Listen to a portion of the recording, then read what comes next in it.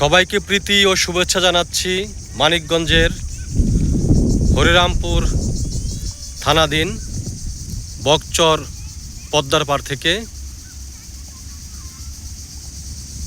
বৈকালিক সময়ে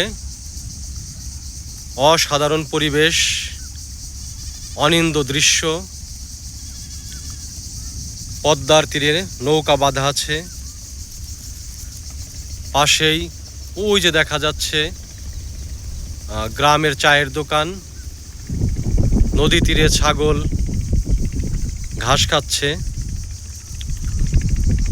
কলা বাগান। সূর্যের আলো ক্রমশই ম্লান হয়ে যাচ্ছে। এ দৃশ্য যারা দেখেছেন, যারা এই দৃশ্যের মধ্যে অবগাহন করেছেন, তারাই বুঝবেন যে কি সৌন্দর্য, কি মাধুর্য, কতটা ভালো লাগে। একবার যে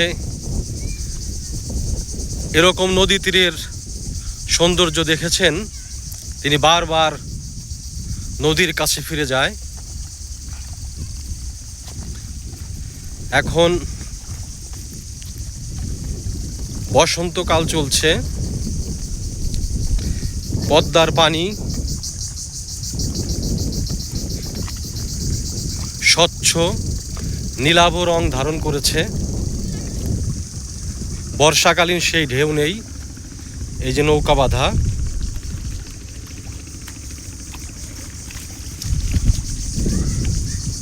আমার পেছনে দেখতে পাচ্ছেন পদ্মার তীর, সামনেই পদ্মা।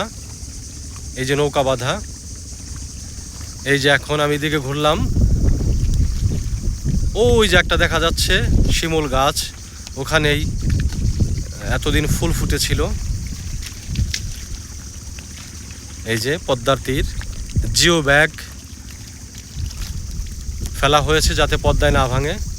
এই যে এখন আমার পেছনে পদ্মা, সামনে তীর, আর এদিকে ঘুরলেই এই যে পদ্মা নদী, আর পেছনে হচ্ছে পদ্মার তীর। নৌকা মৃদু ঢেউয়ে দুলছে। এক ধরনের অনবরত জল তরঙ্গের শব্দ হচ্ছে।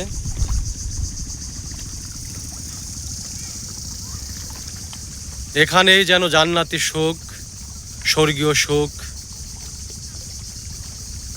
গ্রাম মানেই শান্তি, গ্রাম মানেই সুখ, গ্রাম মানেই প্রশান্তি। নগরে হচ্ছে গাড়ির শব্দ দূষণ, হকারের হাক ডাকের শব্দ দূষণ, আর গ্রামে হচ্ছে বাতাসের গুঞ্জন, নদীর গান, পাখির গান। কানের শান্তি, হৃদয়ের শান্তি, শান্তি আর শান্তি। ওই যে একটা ট্রলার আসতেছে, ওহ! এজন্যই জীবনানন্দ দাশ বলেছেন রূপসী বাংলা, রবীন্দ্রনাথ বলেছেন সোনার বাংলা। যদি পৃথিবীতে যদি আসি